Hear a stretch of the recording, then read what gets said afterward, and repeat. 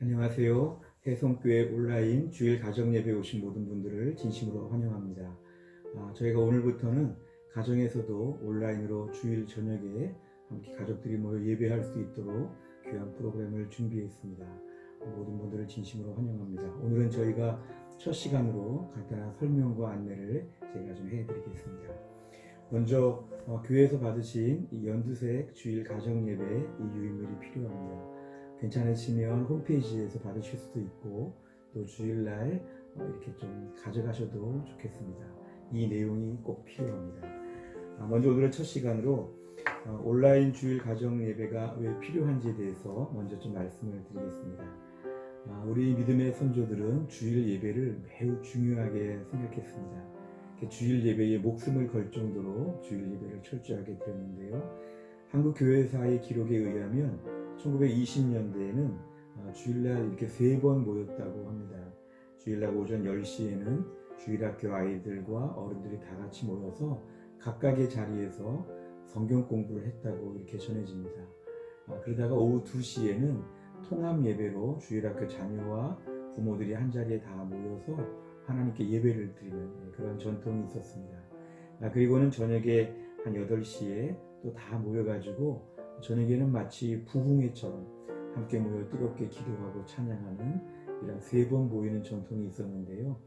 그러다가 1930년대쯤 와서는 이제 주일 예배가 오전 11시로 이렇게 고정이 되고 또한 저녁 예배가 8시 정도로 이렇게 고정이 되게 되었습니다. 그래서 한국교회는 주일 꼭 11시에 예배를 드리고 또한 저녁 예배를 이렇게 오랫동안 드려왔는데요. 1980년대 지나오면서 우리나라가 신도시들이 많이 등장하고 또 원거리에서 교회를 오시는 분들이 많이 계시면서 저녁 예배가 좀 힘들게 되었습니다. 멀리서 오시는 분들이 또 오기도 어렵고 또 중간에 있기도 애매해서 그래서 교회들이 점차 예배 시간을 앞당기게 되었습니다. 제가 그 전에 충영교회를 나갈 때 보니까요, 한 1990년대쯤 보니까요, 오후 5시에 이렇게 예배를 드렸습니다. 오후 5시 예배를 드리는 교회가 있고 또 4시, 3시, 2시. 우리 교회는 최근까지 2시에 주일 오후 예배를 드렸죠.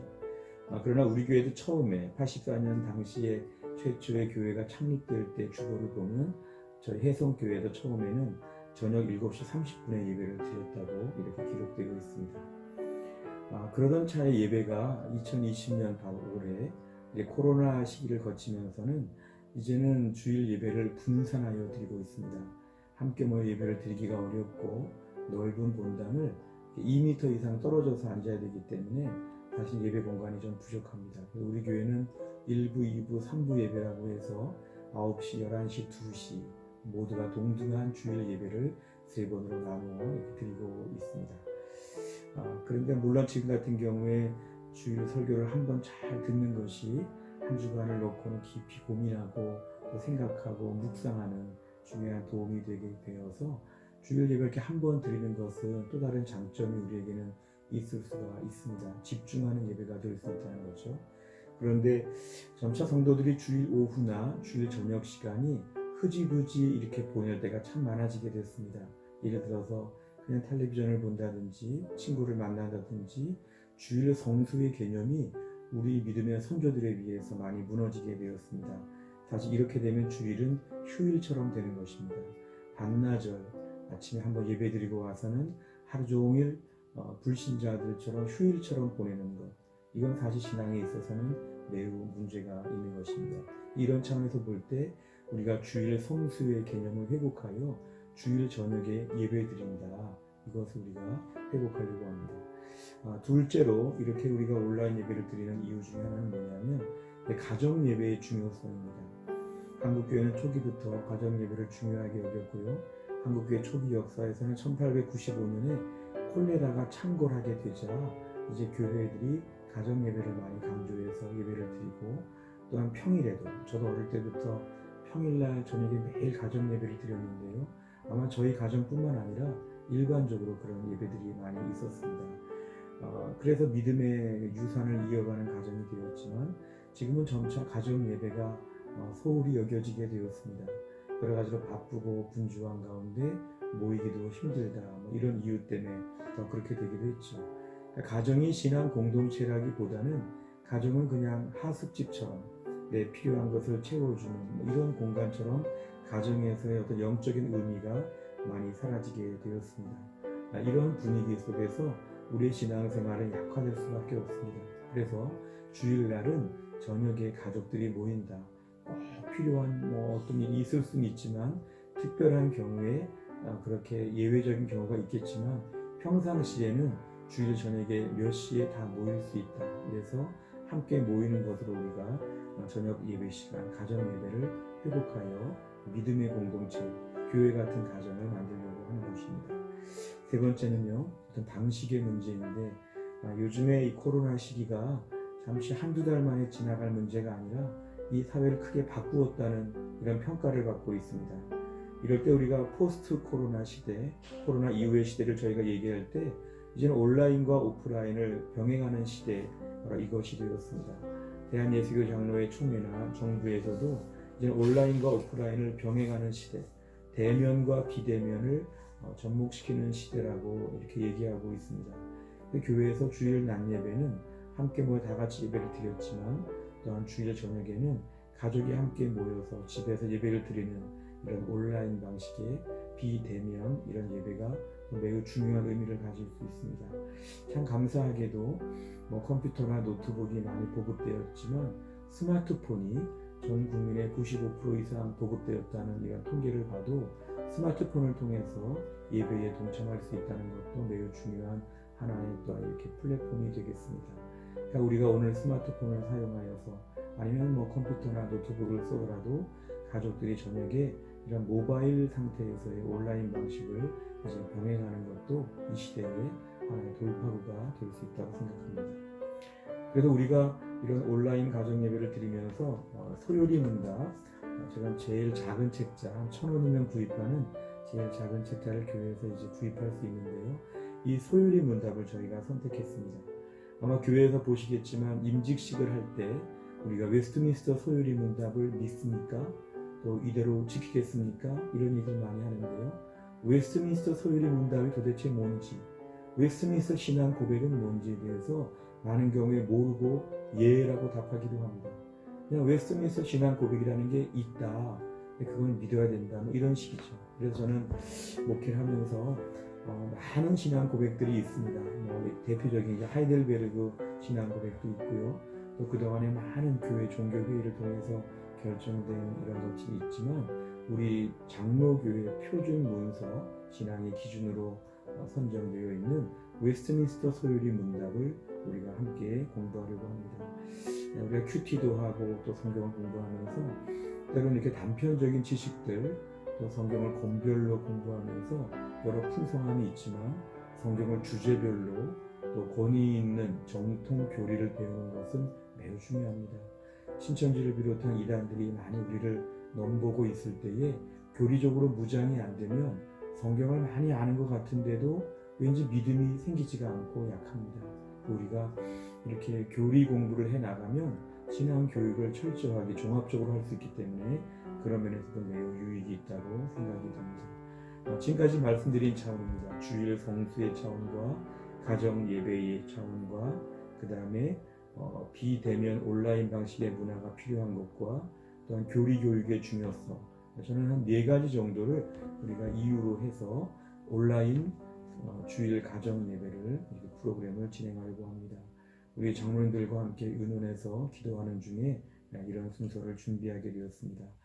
교화는 홈페이지에 올려지고 또 7월 달에는 주보 간지로 나눠드리지만 앞으로 주보 옆에 비치하도록 그렇게 하겠습니다. 홈페이지에서 다운받을 수 있도록 그런 준비도 해놓겠습니다. 그 웨스트민스터 신앙 고백 모두 107개가 되는데요. 이 107가지의 그런 내용들을 잘 정리하시다 보면 우리의 믿음 경고에 세워질 것이라고 믿습니다. 먼저 유인물을 보시면 이제 첫 번째로는 마음의 문을 열매라고 첫 페이지에 나와 있습니다. 제가 한번 읽어보겠습니다. 한국교회는 공예배의 전통을 오랫동안 지켜온 예배 중심의 교회입니다. 성도들이 모이는 대부분의 모임은 그래서 예배라는 이름으로 명명될 정도로 교회 안에는 예배가 많습니다. 그러나 코로나 시기를 겪으면서 이제 교회에서의 공적인 모임이 쉽지 않게 되어 많은 목회자들은 지금의 시기에 신앙의 본질과 함께 아름다운 믿음의 전통, 가정 예배를 회복해야 할 때라고 외치고 있습니다. 신자 모임, 성도들의 모임의 최소 단위는 가정입니다. 우리가 초대교회는 가정교회, 가정에서의 예배들이 많이 있었습니다. 요즘엔 사실 1인 가구가 많이 늘어나고 있다고 하는데요. 그래서 오늘 가정 예배는 가족들이 다 모여서 드리는 예배라기보다는 가정, 집에서 드리는 집에서 드리는 예배라는 뜻의 그런 가정 예배입니다. 혹시 식구들이 다 모이지 못했거나 아니면 혼자 사신다고 할지라도 집에서 예배 드린다는 차원에서 가족 예배가 아니라 가정 예배라고 의미를 새기시면 되겠습니다. 주일 저녁에 가정에서 드리는 예배, 집에서 드리는 이 예배가 회복되면 주일 성수, 주일을 완전히 은혜로 마무리하는 데 있어서 매우 도움이 될 것이고 어정쩡하게 주일을 그냥 보내지 않는 믿음으로 회복될 것입니다. 그래서 가정이 신앙 공동체로서 회복될 수 있기를 간절히 바랍니다. 두 번째 페이지를 넘기시겠습니다. 두 번째 페이지를 넘기시면 위에 이렇게 사진 두 장이 있습니다. 제가 좀 크게 보여드리면 왼쪽의 사진은 바로 이것인데요. 우리가 1647년, 48년에 나온 이 웨스트민스터 신앙 고백의 소요리 문답의 원본집입니다. 여기 중간에 보시면은 쇼트 카테키즘이라고 해서 짧은, 소자가 그런 작다는 뜻이죠. 대요리 문답은 길다는 것이고요. 소는 작다는 것입니다. 그래서 소요리 문답의 첫 판에 표지에 나와 있는 그걸 그대로 한번 보여드렸습니다. 오른쪽에 있는 그림을 보시면은 이 그림이 나와 있습니다. 그 웨스트민스터 성당, 웨스트민스터 그 사원의 모습인데요.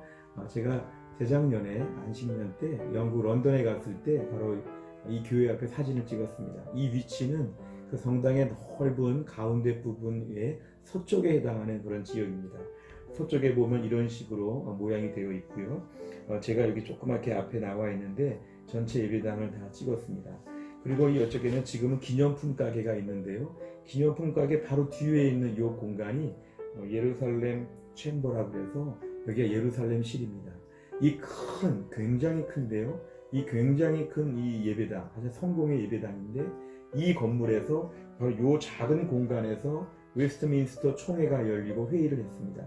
그러니까 사실은 우리가 이 공간이 바로 회의를 열었던 그런 공간이기 때문에 매우 뜻깊은 그런 공간이라고 볼 수가 있습니다. 그래서 이 성당의 대부분, 사실은 여기는 대부분 예배당이라기보다는 물론 예배실이 있지만 이 어마어마하게 큰 이 성당, 사실 여기에는 대부분 무덤으로서의 성격이 많습니다. 우리가 현충원에 가는 것처럼 이 성당 안에는 왕들의 이렇게 무덤들, 왕 이렇게 모양을 딴 관들이 다 있고요. 그 가운데서 이렇게 무덤으로서의 성격이 많이 있고, 우리가 아는 대로 핸델이나 셰익스피어나 또 처칠이나 윌버포스나 롱펠로우나 또 뉴턴, 다윈 이런 유명한 사람들의 무덤이 다 이 안에 존재되어 있습니다. 그래서 우리가 이 웨스트민스터 사원, 웨스트민스터 성당을 좀 소개를 해드렸습니다. 여기 밑에 있는 지문을 좀 읽어드리겠습니다. 소요리 문답은 흔히 우리가 음식 같은 요리로 생각하기 쉽지만 요약하여 정리했다는 뜻의 요리입니다. 작다는 것이죠. 요리, 그러한 교리에 대한 정리, 문답은 질문하고 답하는 형태입니다. 그래서 이것을 바로 소요리 문답이라고 셋으로 나눠질 수가 있는 것인데요.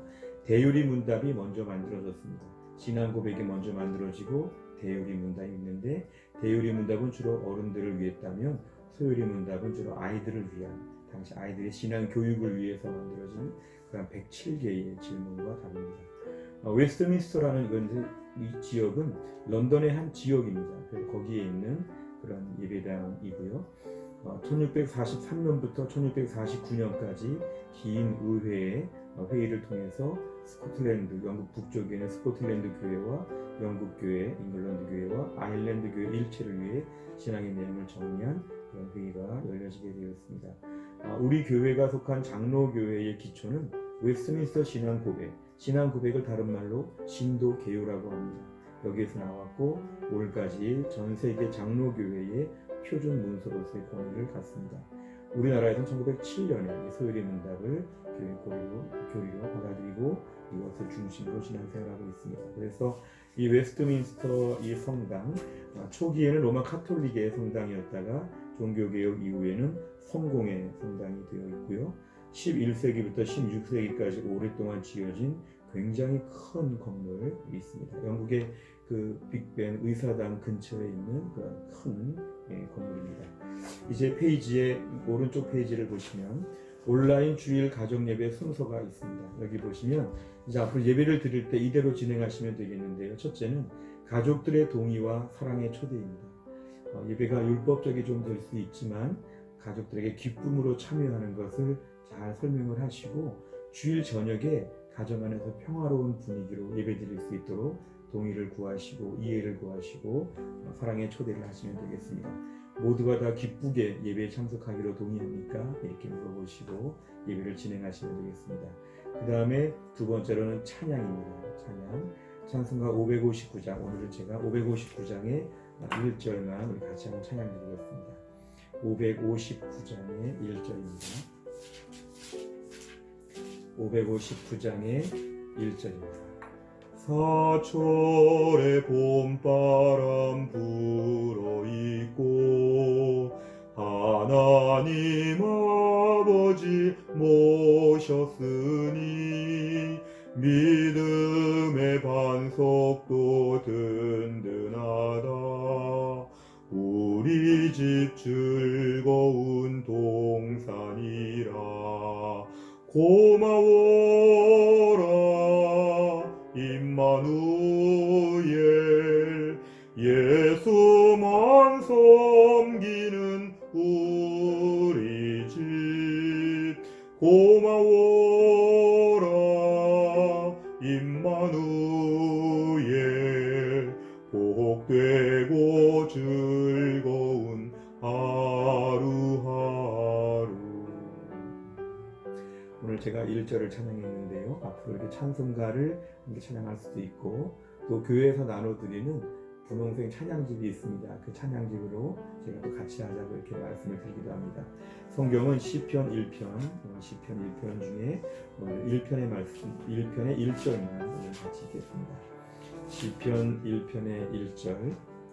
복 있는 사람은 악인들의 꾀를 따르지 아니하며 죄인들의 길에 서지 아니하며 오만한 자들의 자리에 앉지 아니하고. 아멘. 이렇게 해서 우리가 성경 말씀 정해진 부분을 함께 이렇게 읽는 시간을 갖는 것입니다. 그래서 우리가 시편 1편의 말씀을 오늘은 이렇게 읽는 것으로 저희가 오늘 진행을 하면 되겠습니다.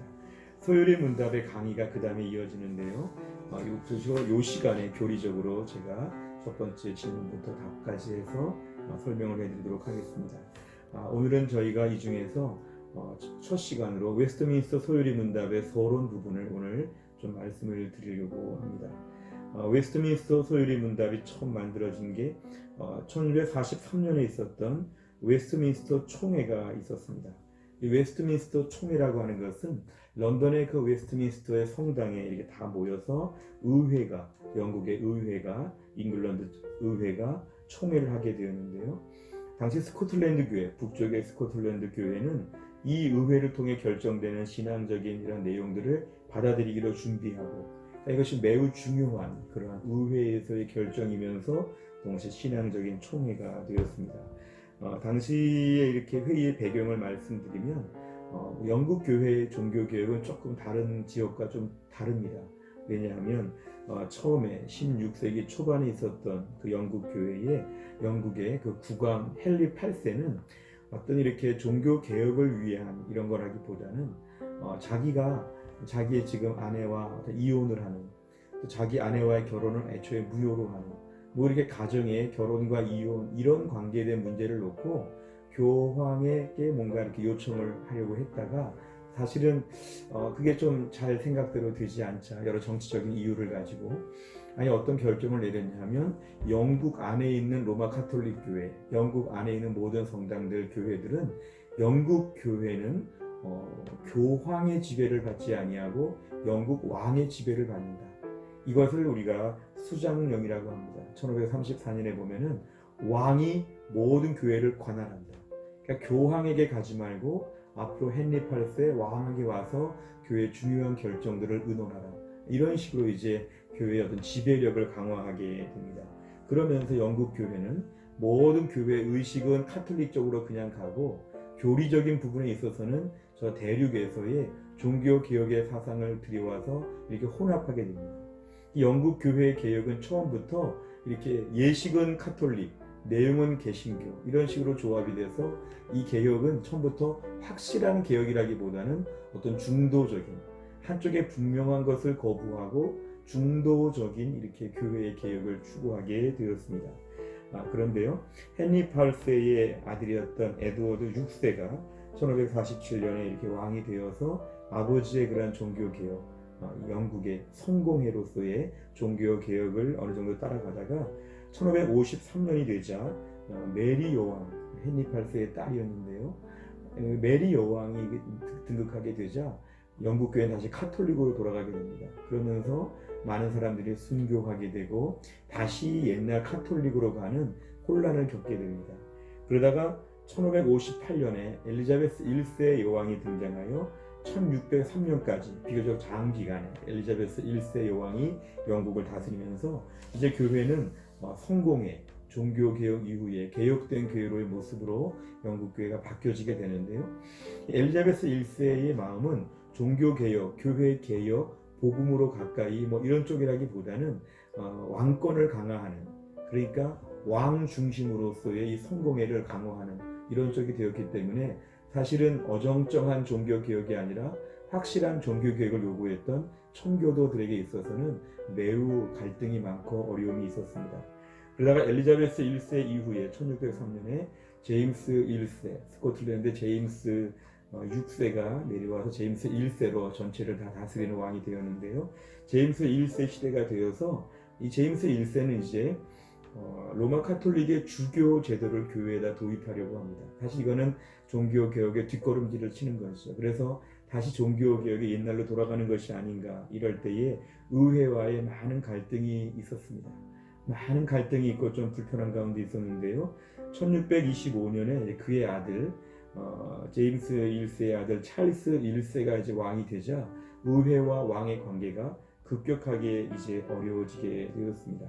그러면서 이 찰스 1세 시대에 에스파냐나 프랑스와의 전쟁을 벌이면서 막대한 손해를 보게 되었고 의회를 강압적으로 해산하게 됩니다.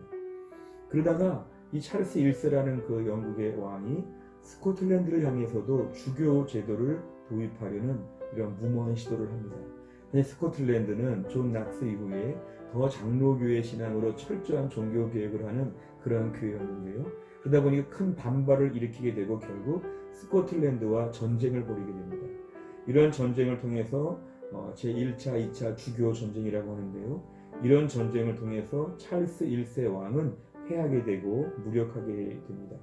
그러면서 찰스 1세가 이렇게 무력하게 되었을 때 스코틀랜드는 왕을 패스하고 잉글랜드 의회와의 대화를 하게 됩니다. 그러니까 스코틀랜드는 남쪽의 잉글랜드 왕이 아니라 의회와 대화를 하면서 13년에 걸친 장기 의회가 시작이 되게 되었습니다. 그래서 잉글랜드 의회가 13년 동안 열리면서 영국의 의회 제도가 더 많이 이렇게 자리를 잡게 되는데요. 이 기간에 신앙적인 교회에 대한 바른 교리와 바른 예배당의 모습을 회복해야 되겠다. 이러한 면에서 많은 논의가 이루어지게 됩니다. 그리고 그 사이에 바로 잉글랜드 앞에서는 잉글랜드는 9년간의 전쟁을 통해서 왕을 지지하는 왕당파와 의회를 지지하는 의회파가 서로 막대한 전쟁을 또 내전을 벌이게 됩니다.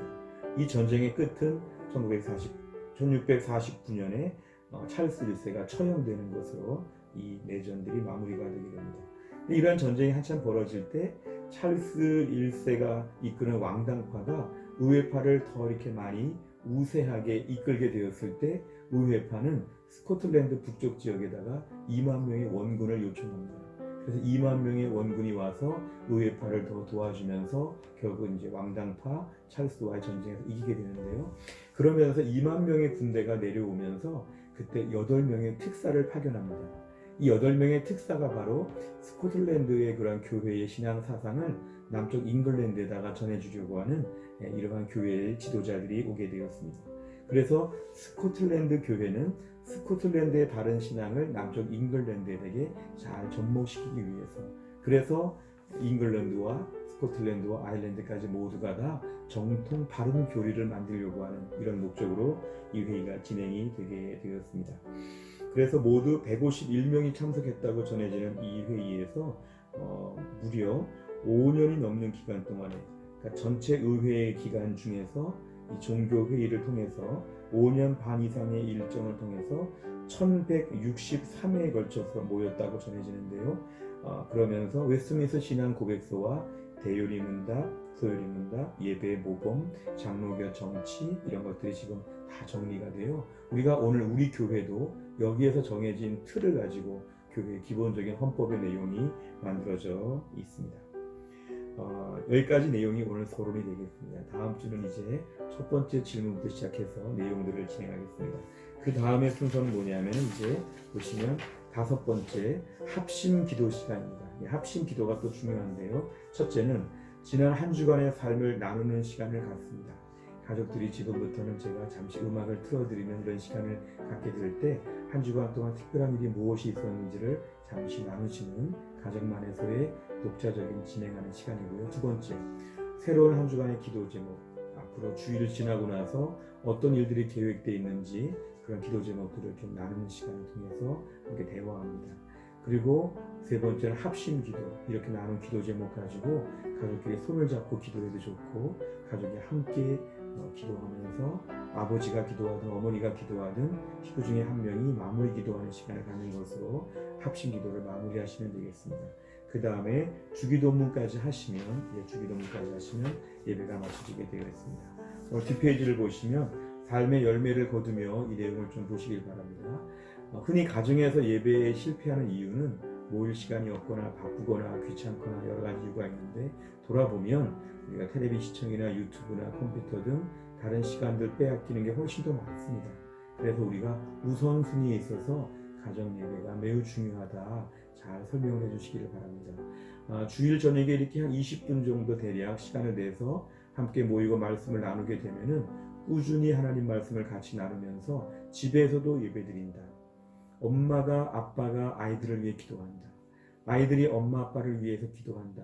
이걸 집에서 한다. 이게 매우 의미가 있는 것이죠. 만약 가정 안에서 이렇게 예배가 회복된다면 우리의 가정은 참 믿음에서 온전한 가정으로 만들어질 것입니다. 우리가 오늘 첫 시간으로 기본적인 오리엔테이션을 했지만 오늘 제 방송이 끝나게 되면 한 주간의 삶을 나누고 한 주간의 기도 제목을 나누고 잠깐 기도하는 시간을 꼭 가지시기를 바랍니다. 한 가지 주의사항은 20분 넘지 않도록 가정 예배가 너무 지루하게 보이거나 장황하지 않도록 하시고요. 가정 예배에서 흔히 부모님들이 잔소리하는 경우가 있습니다. 예배 시간에 부모님들이 잔소리하는 거로 그러면 아이들에게 부정적인 기억이 될 수 있기 때문에 잔소리하거나 비판적인 말들이 나오지 않도록 부모님이 하고 싶은 말을 직원 조회처럼 말씀하지 않고 부모님도 똑같은 성도의 입장에서 하나님을 같이 찬양하고 말씀 듣고 같이 기도하고 오늘 배우는 신앙의 교리에 대한 부분을 마음에 새기는 시간, 그런 시간이 될 수 있기를 바랍니다. 우리 교회가 앞으로 온라인 주일 가정 예배 시간을 통해서 하나님 앞에서 믿음이 세워지고 교회가 흩어져 있고 떨어져 있지만 주일 저녁마다 집집마다 6시든 7시든 8시든 가정들이 모이는 시간마다 각각의 자리에서 부흥이 일어나는 역사가 있기를 바랍니다. 제가 한번 기도하겠습니다. 하나님 아버지 감사합니다. 오늘도 하나님께서 우리 가운데 온라인 주일 가정 예배를 시작하게 하신 하나님 감사합니다. 주일 저녁마다 가족들이 함께 모여서 또한 가정에서 나 혼자라도 하나님께 예배하는 시간을 통해서 우리의 믿음이 새로워지게 하여 주시고 요즘 같은 때 더 주일을 온전히 성수할 수 있는 믿음의 사람이 다 되게 하여 주옵소서. 우리의 자녀들을 믿음으로 양육하게 하여 주시고 가정이 믿음 안에 새로운 체계가 세워지고 뿌리가 견고해질 수 있도록 하나님이 함께하여 주옵소서. 하나님 이제 오늘은 첫 시간으로서 많은 소개를 해드렸지만 다음 주부터 본격적으로 모든 예배 시간이 진행될 때 기쁨으로 참여할 수 있도록 하나님이 함께하여 주옵소서. 감사드리며 예수님의 이름으로 기도하옵나이다. 아멘.